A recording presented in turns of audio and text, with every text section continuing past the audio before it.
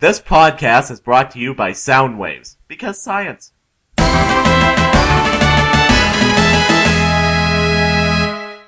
and welcome to Monkey Broadcast, a monthly review and discussion show with me, the Jonin Monkey.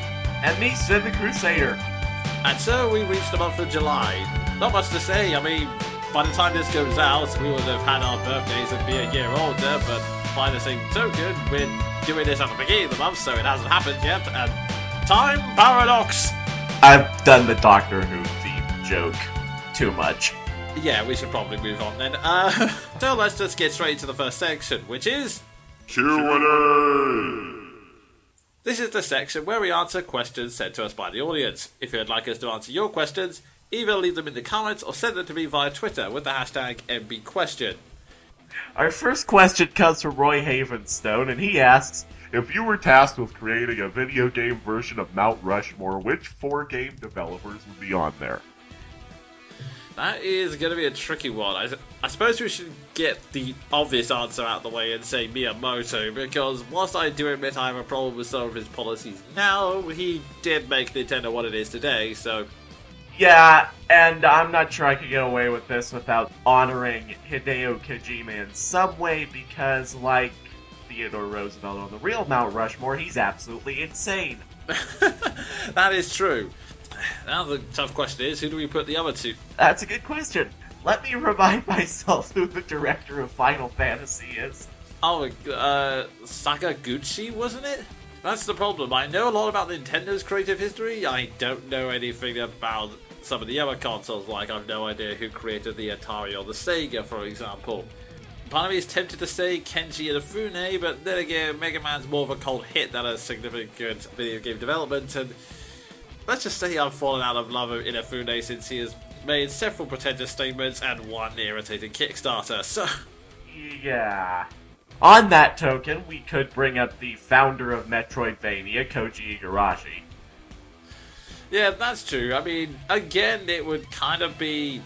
Part of me wants to debate whether or not that's significant, but then again, Metroidvania games seem to be a big thing at the moment. I mean, even before Iga came out with Bloodstained Ritual of the Night Kickstarter, you've had things like Mulana, there's countless attempts to remake it like Axion Verge, and that's not even counting the countless Super Metroid ROM hacks out there.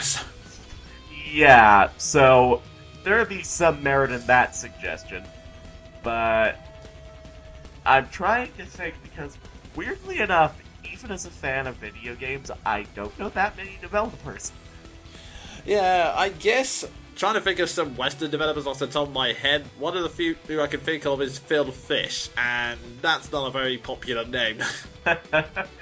Yeah, and as for me, all I can think of is Chris Avalone, who founded Black Isle Studios, and led to Fallout. Yeah, I guess that would count.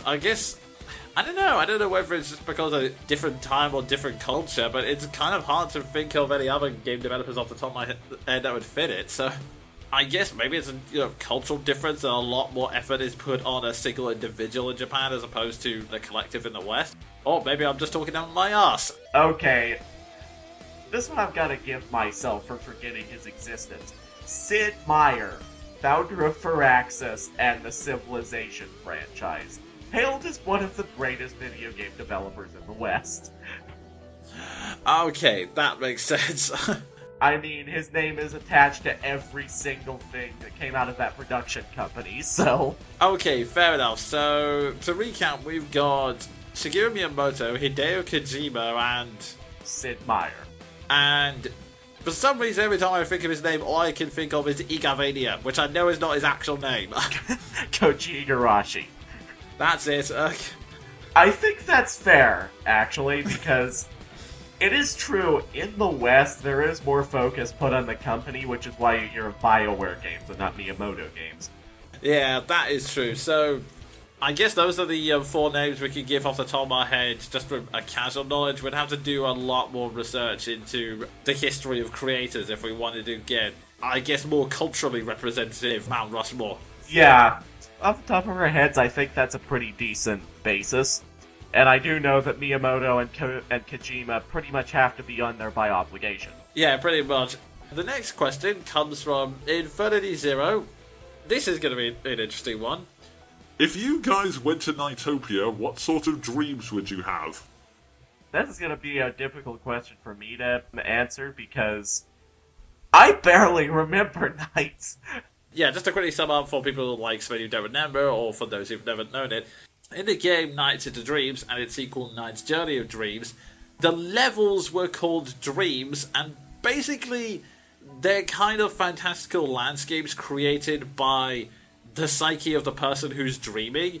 So, just to give one example, one of the characters in Journey of Dreams named Will, one of the main landscapes is a city at nighttime because he's thinking about his father and how he works and wants to try and understand it, so that's a city he creates. And there's another level which is basically a combination of a grassy park and an amusement park because those are the times he associates with having fun with his dad. So, yeah, basically, I get as you say, what sort of weird landscapes would we create with our minds? And off the top of my head, I can say that one of mine would probably be time-based, like maybe like the insides of a clock or something, because a little bit about me is that I am obsessed with time, like, because I'm often busy with so many things, but I also want to try and relax. I have this ridiculous way of scheduling the day. Like, I always insist, like, okay, I'm going to do an hour of editing, 5 minutes of a fresh air break, and then an hour playing video games, fresh air break, back to editing, that kind of thing. So I can just imagine that my obsession with time and making sure it's used wisely would definitely be something that popped up if I ended up going to Nightopia. Yeah, and in the meantime, either my dreams would be incredibly mundane and take place in the library, or my dreams would be absolutely ridiculous and take place in the story worlds I've created, in which I'd be screwed. Yeah. Well, in fairness, if you were in Nightopia, you would have the ability to fly, but otherwise... True. I don't know. Actually, that would be pretty useful in the setting of a Western. I'm presenting that comment with no context, by the way. Well, that's the best kind of context. A non-existent kind. Yeah. Yeah, I guess it would probably be either that or based on writing, I suppose, but yeah, those are the best answers I can think of off the top of my head. I guess it would either be that, or in my case it would probably be some kind of nature scenery, because I live in the country and I've kind of grown up near green fields and cliffs all of my life, so I have a feeling those would pop into my psyche somewhere. I'm not quite sure how, but... Yeah. I just know a desert would be involved in mine, because every single story I ever write goes through a desert at some point, and I live in one. Aww. I live in the universe of a Fallout game. Oh, so you live near killer robots? Not yet, but I make no guarantees. Well, the new Bush hasn't won the election yet. Good one. And we better move on before I reveal any more of my political leanings, so... Yeah, those are our answers. Moving swiftly on. Our next question from the Infernity Zero reads, What's the best way to make a boss fight hard but still fun? Ooh, yeah, we got a lot of good questions today. Off the top of my head, the best way I can think of is... I guess it would be a sense of fairness, like... It's one thing to have your ass kicked by a boss, but you can see, okay, right, I know what I did wrong. Next time when he does that, I'm going to be prepared for it and use these blocks, defenses, etc. What's not funny is when the boss seems to be completely unbeatable and you're hanging by the skin of your teeth. Like, this is one of the reasons why I disliked Final Fantasy III with great intensity, because, yeah, those boss fights were just ridiculous. Every single boss would always have some kind of mega attack that would attack everyone in your party and would just flat out murder you. Like, I remember the bloody, I believe his name was the Garuda boss fight. He's I think I mentioned it before on the podcast, but basically he's a flying enemy that can only be taken out by dragoons, and he has a mega attack called Lightning, which is basically fries everything. And after so many attempts to try and have like one Dragoon to have like a specific or general strategy and having healers keep it up. The only way I could win that fight was continuously hitting jump and hoping for the best, and I only just made it because by the time I killed him I was down to my last guy with only about 200 or so HP left. Yeah, I understand what you mean with boss fights like those. This especially goes to story boss fights because it's one thing to make the optional super boss ridiculous like Ozma in Final Fantasy IX or Abyssian in Tales of Symphonia, but it's another one to make a boss fight you have to win virtually unwinnable. Yeah, that was just such a douchey move, and it also doesn't help that I did get to an optional boss in the Final Fantasy III, and it's pretty much a guy who can attack 3 times faster than everyone else, who pretty much murdered my party before they could do anything, and I just looked at it and went, nope, that's it, done with the game. And Yeah, and I don't blame you, because that's basically the sum of it. Just make a boss fight generally fair, yeah, but challenging. Like, hell, a lot of the boss fights in Tales of Symphonia I can use as examples, but a good example of what not to do, I think, is actually from Guild Wars 2, which I've admittedly been playing lately, and I hate the game, but I have friends on there. Game designers, if you're gonna make an MMO, don't throw the landscape into your boss fights. Don't make it so platforms fall out from underneath you at a rate of knots. oh god. Yeah, that's a thing that happens in Guild Wars 2. There's one boss that you fight, the platforms fall out from under your feet, and then he proceeds to eat your entire face. Literally, your entire face. Wow.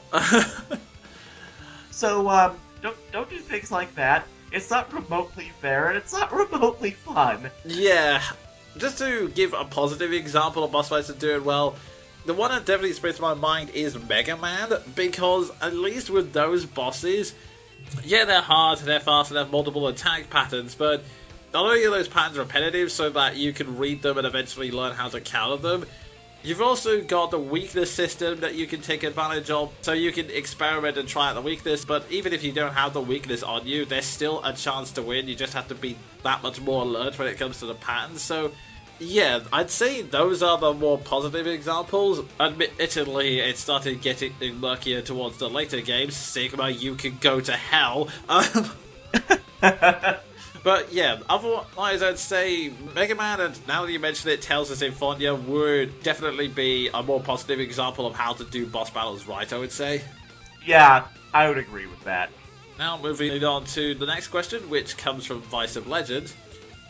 The Zelda Wii U is said to have a huge world and do things unlike the Zelda norm. What sounds like it has a better chance of happening? Zelda in the style of the Monster Hunter series, or Zelda in the style of the Elder Scrolls series, and why?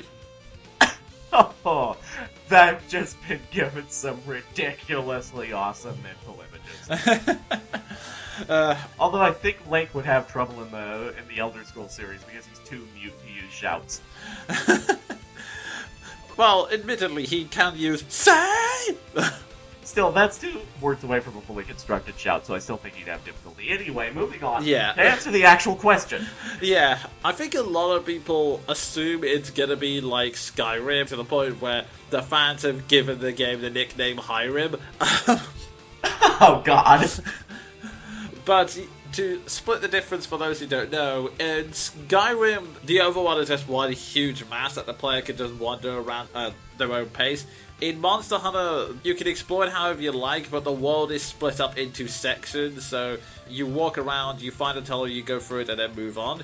From the footage, I'm tempted to say it will be more likely to be based on the style of Skyrim, because the Monster Hunter series was a bit more open world. I think it's a bit too similar to the way Zelda has been constructed before. I mean, this is just from the little bits of Monster Hunter I played. If there have been future versions which are like a massive spoiler over, well, then I apologise for once again talking out of my ass, but Yeah, I was about to say the same thing. I've only played like 30 minutes of Monster Hunter, I think, 4. So I can't really give that much of an educated opinion, but Skyrim would be more of a new direction. And more of a ridiculously awesome. Just so long as they don't copy the story style. Yeah, that's true. I mean, Skyrim's already lacking in personality. We don't need the blank Miyamoto formula personality on top of that. Oh god. I can only imagine that would have made Twilight Princess infinitely better. A Skyrim-style storyline. Yeah, I mean, admittedly, knowing Aonuma, he would probably work to add some personality into it because, for those who don't know, Miyamoto tends to work on mechanics, Aonuma works on concepts. Like, it's funny you mentioned Twilight Princess. One of the examples of this is that they had a brief clash at the beginning because Aonuma heard the complaints about a darker Zelda and he decided, you know what, let's see if we can bring that to life. But Miyamoto wanted something focused around horse combat because he felt that was something that they hadn't explored, so... Go figure, it was a balance between darker Zelda and horses! Yeah, pretty much. So, yeah, I have a feeling that Aonuma would fix that, but yeah, otherwise, yeah, I think I agree with you. The Skyrim one would actually be the break in direction. I think if they went with a Monster Hunter, it would only be a new direction in the Obi-Wan Kenobi sense. The direction was new from a certain point of view. Good way of putting it. Yeah, that's my answer then. And because our backlog was low at the time of recording, we have to finish this month's Q&A with not one, but 2 questions from Toon Junkie. Sven, if you would like to read his first question. Our first question from Toon Junkie reads, If a tree falls in the woods and no one is around to hear it, does it make a sound? Really, Toon Junkie?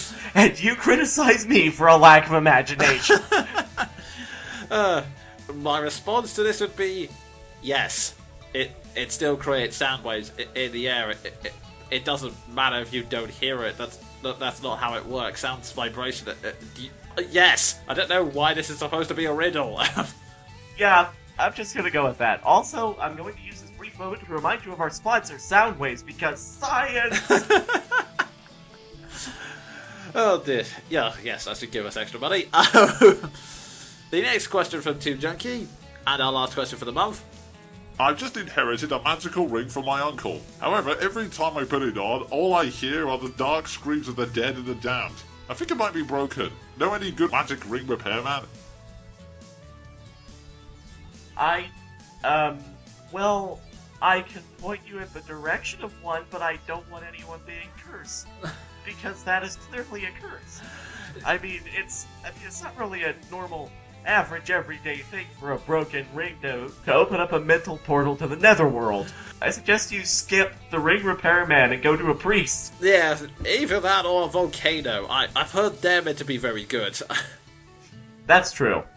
Actually, Toon Junkie, if you want to be really original and do my country a personal solid, please sell the ring to Jeb Bush. Damn it, we just got out of political... What can I say? The potential is there. Anyway, yeah, those are our recommendations. Moving quickly on. Yes, moving quickly on, this has been a good batch of questions. Keep them coming. Like I said, we've had a good backlog, but it's starting to get low now, so any questions you can send us, no matter how silly, helps. But now that the questions have been covered, it's time to move on to... Reviews! This is the section where we each review something we've read, watched, or played, and last month, curiosity got the better of me. There was one movie which people have told me is bad, but never actually said why. So I was constantly thinking to myself, wait, why is it bad? Why has it got the ire of so many people? Why did it completely destroy a company's attempt to go into the movie making business? And yeah, I watched it and found out why. This movie in question? Final Fantasy Spirits Within. You poor bastard. So yeah, that was the movie I watched. It's not the worst movie I've ever seen. I will admit it's incredibly dull, but in a strange way, the movie is actually pretty fascinating. I say this because, okay, in an ironic twist, one of the complaints many people level at this movie is that it's called Final Fantasy, but it has nothing to do with Final Fantasy. Like, there's nothing obvious in it. There's no chocobos, there's no classes, people don't use swords, they all use guns, and the only reference is that there is a man with an airship called Sid. Although in this case, it's spelt with an S because screw you. Also, people have normal hairstyles. Yeah, exactly. So, just to give an idea of the premise to let you know how un-Final Fantasy-like it seems on the surface, it is set on a post-apocalyptic Earth where alien phantoms have descended and pretty much torn up the human landscape, forcing them to stay in small cities protected by spiritual barriers. Kind of like Attack on Titan in that sense. Our heroine, Dr. Aki Ross, along with her mentor Sid, have devised a way to get rid of the phantoms once and for all by collecting 7 spirits and using them to generate an anti-spirit wave, I forget its actual name off the top of my head, that will cancel out all the phantoms. And so most of the movie is based around that, whilst avoiding the schemes of the villain General Hain and trying to reunite with a soldier captain who is also an ex-boyfriend, Grey. And I will admit that premise doesn't sound like a Final Fantasy title off the bat. But this is the interesting thing I discovered whilst watching it. The reason I consider this movie fascinating, it's because it's a microcosm of Square Enix's style of storytelling from Final Fantasy VIII to, I'm tempted to say, the end of the PlayStation 3 era, like Final Fantasy 13, because every single story beat that appears in those games appears here as well. Okay, I'm going to list off some elements of this story, Sven, and I want you to tell me if they remind you of any particular Final Fantasies. Okay, we have 2 leads, 1 male, 1 female. They are both very focused on the plot, so they end up being the least interesting characters of the entire story. Ha! And to top it off, you have got an additional party, you have 3 other members who each have attempts to be characterized, which mostly consists of poorly written banter with wonderful gems such as, Captain, this mission is worth the lives of your men. Your men? She thinks you're a man. I think you're an idiot. I don't think you're a man. I think you're an idiot too. Oh my god. The hero is afflicted with a condition that causes them to pass out and then see strange visions, which end up being plot relevant later down the line. Oh god. It really is just a showcase of Square's writing style from 8 onwards, exempting 9. Yeah, I think 9 is the only positive exception I can think of. But yeah, there is just... I could go on, but there's just so many things that happen with the movie that remind me of other Square Enix games. Like, you mentioned the Final Fantasy VIII parallel, but the plot also has this main thing where the way these visions are shot... The movie actually starts with one of these visions, and the first thing that popped into my head is, oh, they're doing the Kingdom Hearts 2 thing, because it's literally set up. Like, you remember that whole animated opening in Kingdom Hearts 2, where it tries to recap the plot, but it does it in these really abstract ways, like they leap off the palm tree and then dissolve instead of just leaving the island normally? Yeah. It's shot exactly like that. It's just has like the characters suspended above water and ripples are falling all around them. It's Wow, so basically pretension central. pretty much, yeah. And ultimately, the reason why the plot is not that engaging is the same thing that happens with a lot of Final Fantasies. It's all building up to a finale that is one big giant light show. But the rest of the story is exposition to justify the big light show. Like, it's large chunks of exposition about where the alien spirits came from and how at the center of the earth there's Mother Gaia and why it's really bad that one giant glowy thing is eating another giant glowy thing. Yeah, sounds like Final Fantasy. And of course they do have the whole thing where it looks like the evil thing absorbed all the good thing, but then they find one small object that allows the good glowy thing to overwhelm the evil glowy thing. Or, as I could not stop thinking when I watched the finale, the Kingdom Hearts is light!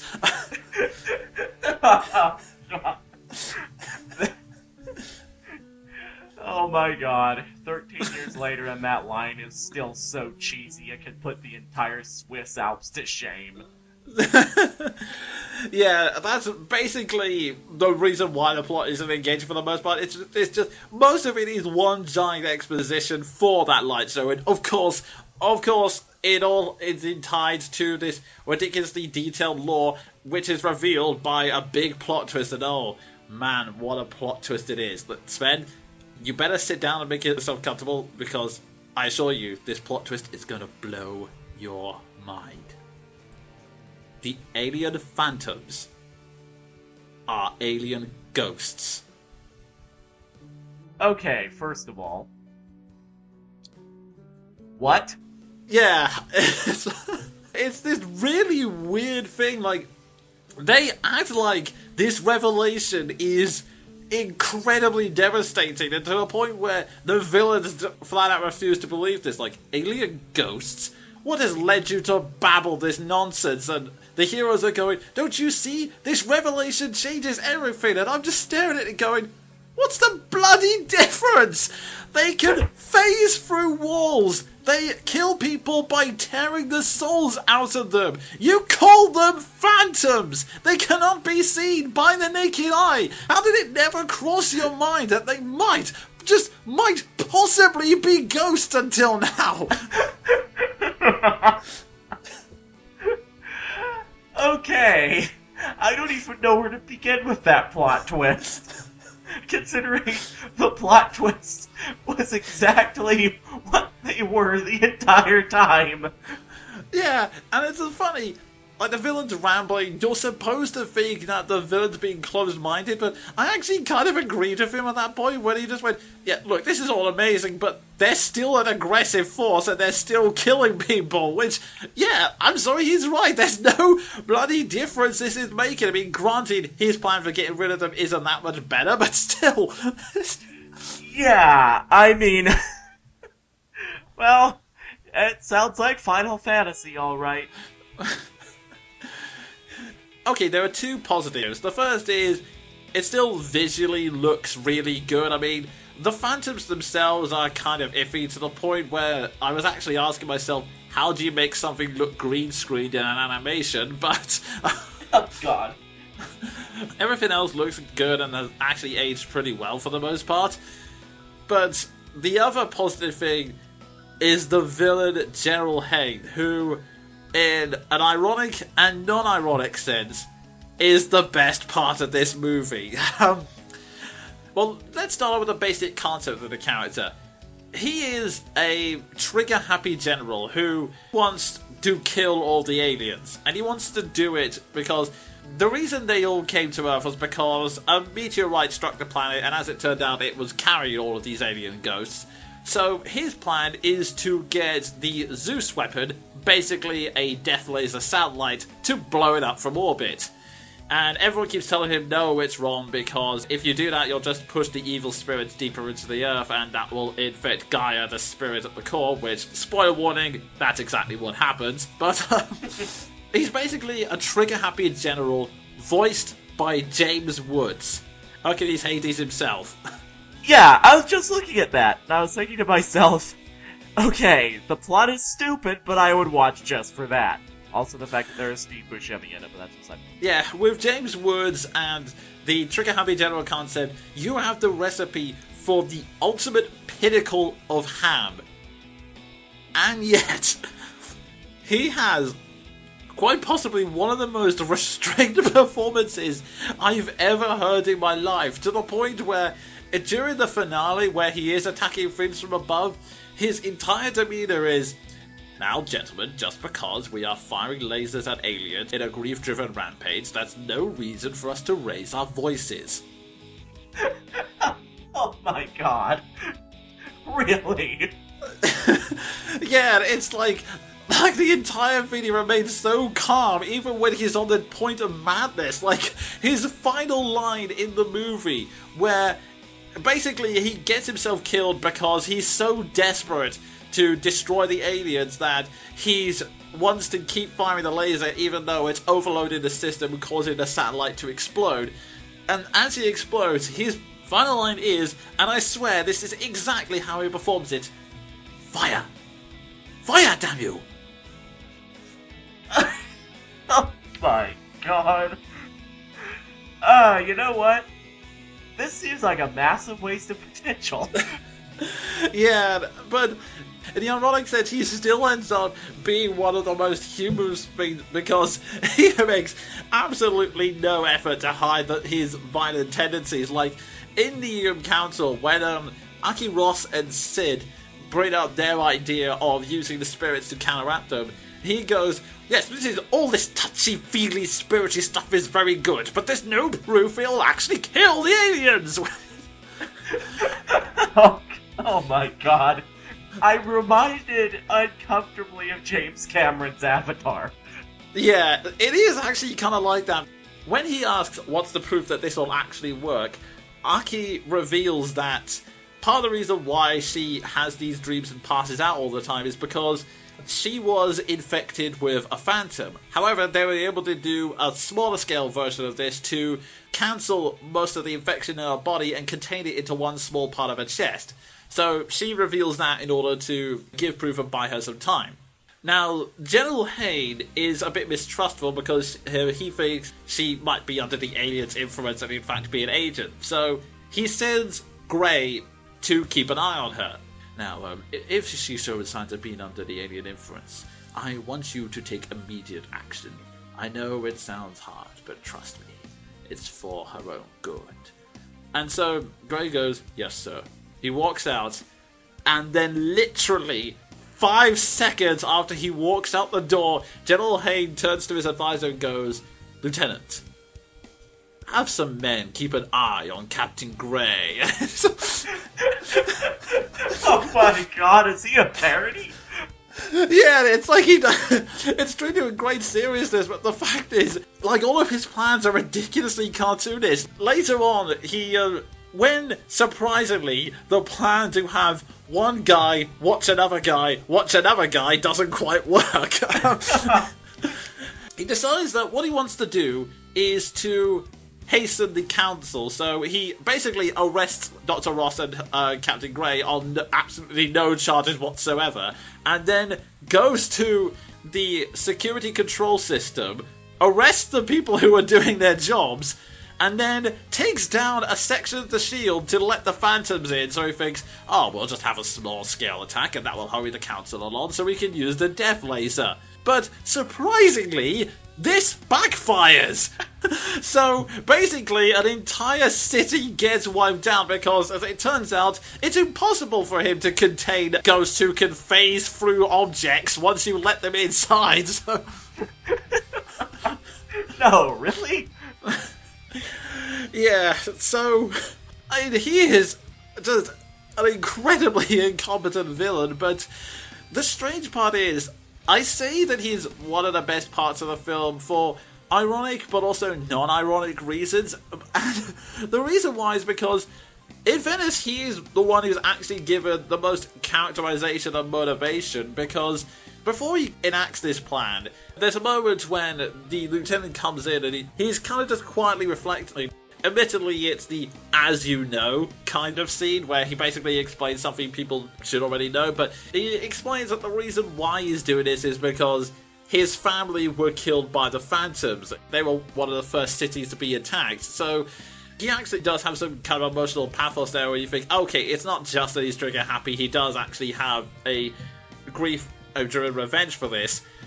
But also, there is one scene which I think is one of the few genuinely good moments in this movie where, yeah, he was stupid for enacting that whole let the Phantoms plan, but when it starts to go wrong, instead of making excuses, he looks down at the scene, all of these people dying, and just goes, what have I done? He manages to escape the scene in a spaceship, but the next time we see him, the ship is floating within space, and we see Hain inside. It's a scene without dialogue, as General Hain sits there, surrounded by bullets which are floating in zero gravity, and points it at his own head, unable to deal with the fact that he has caused the deaths of thousands of people. He then suddenly opens his eyes with renewed determination, and sets course for the space laser, his last chance to, in his own mind, redeem himself, and defeat the Phantoms once and for all. You know, I was listening to that and I was actually physically astonished that there was something decent in this movie. Yeah, that's like... It's one of the few decent things in this movie because aside from the visuals, it is a long, boring slog, really. Because there are some like highlights which are mostly just making fun of how stupid the plot of the dialogue is, but otherwise, it is basically just this mire of exposition and over-the-top visuals, and like I said, it all boils down to a great big light show, and just like Final Fantasy VII, it pretty much ends with that light show. Whilst it's definitely not a good movie, it's still mildly entertaining if you don't mind laughing at bad plot points, and like I said, it is fascinating to look at this with all of Square Enix's previous games in mind, because that's when you realise it may not have like the Final Fantasy staples, but it really does feel like something that would have actually been a Square Enix game at one point. I can kind of see that because looking at the writing, it really is something that looks like it could have come out of Square Enix in 2002. So I guess you could say the spirit of Final Fantasy is deep within. Huh? Okay, I'll just punch myself now. Oh my god. That physically hurt me. Yeah, okay, I'll move on now. So, yes, Sven, you had something to review, right? I get the feeling this is going to be considerably shorter than yours, but yes. This month, I've got something to review out of a series that I think I've mentioned and reviewed before, but I'm going to review it anyway because I think it's worth the effort. Terry Pratchett's Monstrous Regiment. I can't actually say much about this book without giving away the entire plot twist, but basically, another entry in Discworld, I think number 33. And I went into this book expecting it to be good, but not as good as it was. Okay, so is there any way you can explain the premise without giving away the plot twist? Well, basically, a girl named Polly enters into the Borogravian military, which is basically a parody of the United States circa 2003. It enters into the Borogravian military disguised as a man to find her disappeared brother Paul. And as it turns out, she's not the only soldier in her unit with a secret. That's all I'm going to say on that matter, because if I said anything else, I would literally give the entire plot away. Okay, fair enough. So, I've heard you mention the Discworld novels once or twice. Is it like just a one big long series or a collection of stories set in a world? It's hard to explain. Discworld is, at the same time, disjointed and linear. Because there are like 5 main plot lines that continue to the end of the series, and then there are a bunch of completely unrelated stories thrown into that. And all of these stories, even the main plot lines, are only tangentially related to each other, as in there are character cameos from other plot lines within these plot lines. Huh. And strangely enough, despite how confusing I probably just made it sound, it does make sense. Okay. Like, you have the Night Watch plotline. No, not the Night's Watch from Game of Thrones. I'm done comparing Terry Pratchett's work to Martin's work, because I don't want to insult Terry Pratchett's spirit from beyond the grave. You have the Night Watch plotline. You have what I like to call the Progress plotline, which is basically scientific advancements on the disc. You have the University plotline, and then, like I said, there's a whole bunch of standalone stories thrown in. And Monstrous Regiment is kind of one of those. Okay, so what kind of tone does the series have? Is it mostly serious, comedic, or? It varies because the weird thing about Discworld is that it was started basically as, well, what Spaceballs was to science fiction, Discworld was to fantasy. But okay. As time went on, it got finer and finer and finer to the point that I would argue that Terry Pratchett just got better and better and better and better with each progressing book. So by the time Monstrous Regiment came around, yeah, it was funny and lighthearted, but dealt with some serious issues, especially at the time. Okay, yeah, that kind of sounds like a series I'd like to get into, honestly.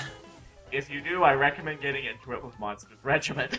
Or Going Postal, that was my introduction to the series. Whereas Monstrous Regiment was more serious and less overtly comedic, Going Postal was just silly. Okay, so this is one of the more serious titles in the Discworld series. Yeah, I mean, it's not in any definition of the word grim, but it does take itself a little more seriously. Okay, that's fair enough. So, what's the character like to write? Are the characters enjoyable, or are they developed, or...? It's funny. I love the characters in Discworld, pretty much from start to finish. For the record, Sam Vimes, badass.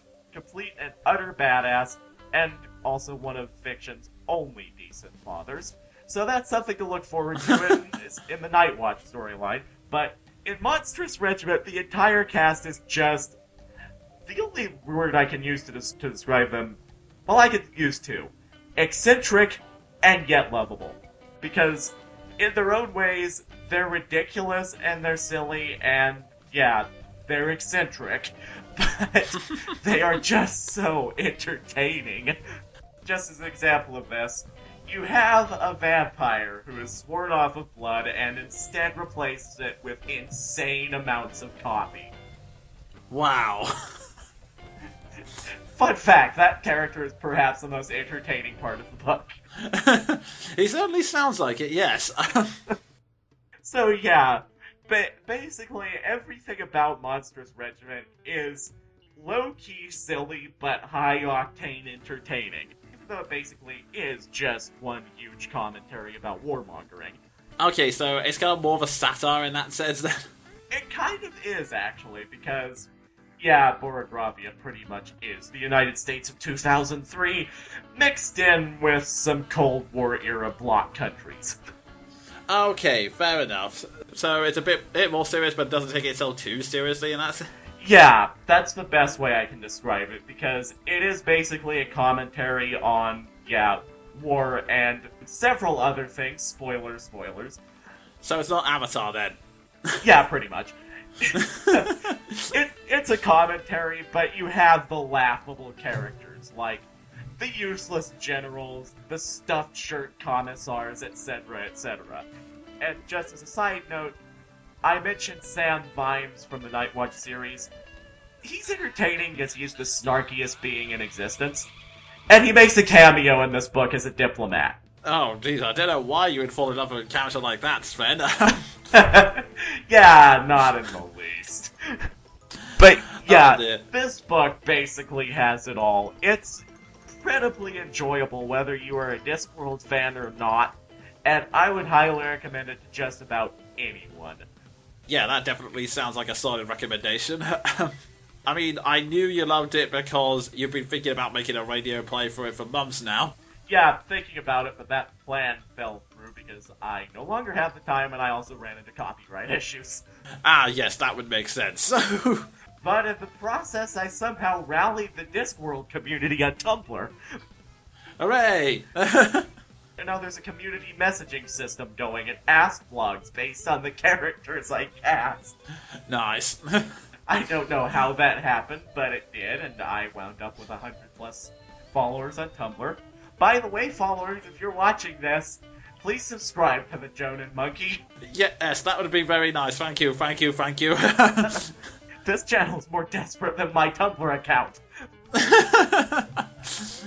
Oh, jeez. And let's not dwell on that for any longer. Point is... Monstrous Regiment. Read it. Okay, I will. And now, to close off this podcast, we move on to the final section. Quickfire reviews! This is the section where we review everything else we've read, watched, or played, but within the maximum time limit of 60 seconds. I just have a couple of quick things.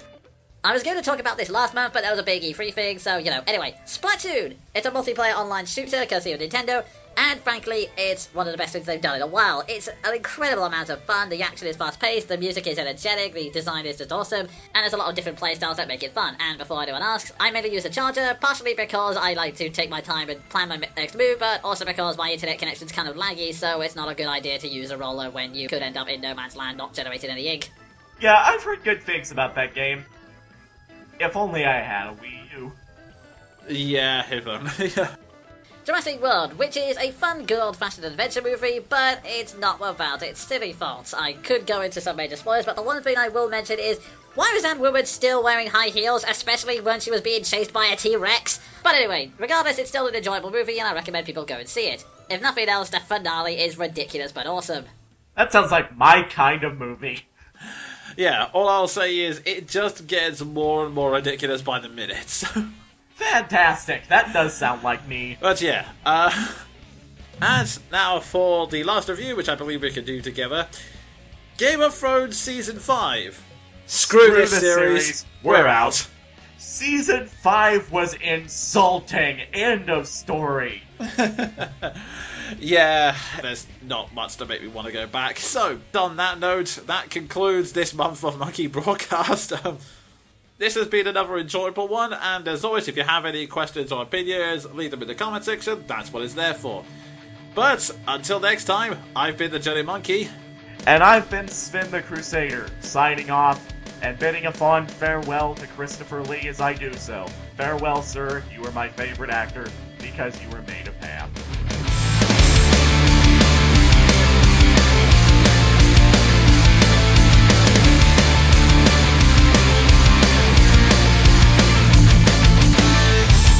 That was Monkey Broadcast, a monthly review and discussion show hosted by the Jonin Monkey and Sven the Crusader.